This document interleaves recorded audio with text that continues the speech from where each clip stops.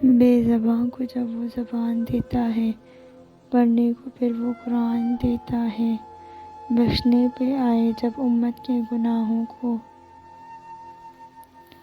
تحفے میں گناہ گاروں کو رمضان دیتا ہے۔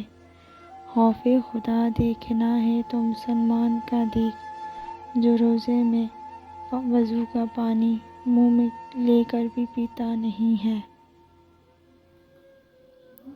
رسول اکرم صلی اللہ علیہ وآلہ وسلم نے فرمایا، جو شخص روزہ رکھ کر جھوٹ بولنا اور اس پر عمل کرنا نہ چھوڑے تو اللہ تعالیٰ کو اس سے کوئی غرض نہیں کہ وہ کھانا پینا چھوڑے۔ جب کوئی روزہ رکھے تو کوئی بیہودہ بات نہ کرے، نہ ہی لغو بات کرے۔ آپ صلی اللہ علیہ وآلہ وسلم نے فرمایا، 3 آدمیوں کی دعا رد نہیں کی جاتی: عادل، حکمران، روزے دار، حتیٰ کہ روزہ افطار کر لے۔ روزہ سخت نہیں ہوتا اور ہو ہی نہیں سکتا سخت۔ اللہ کی محبت میں اتنا صبر تو ہم کر ہی سکتے ہیں۔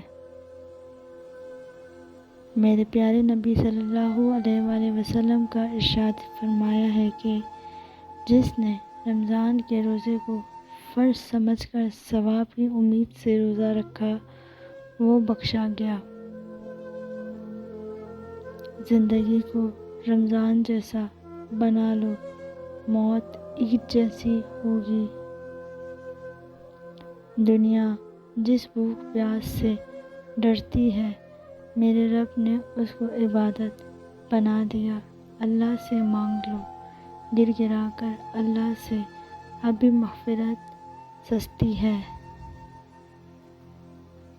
ماہ رمضان میں اللہ کی رحمت برستی ہے۔ رمضان ایک ایسا مہینہ ہے جس میں آہستہ آہستہ یہ احساس ہونے لگتا ہے کہ وہ شیطان نہیں تھا، وہ ہم خود تھے۔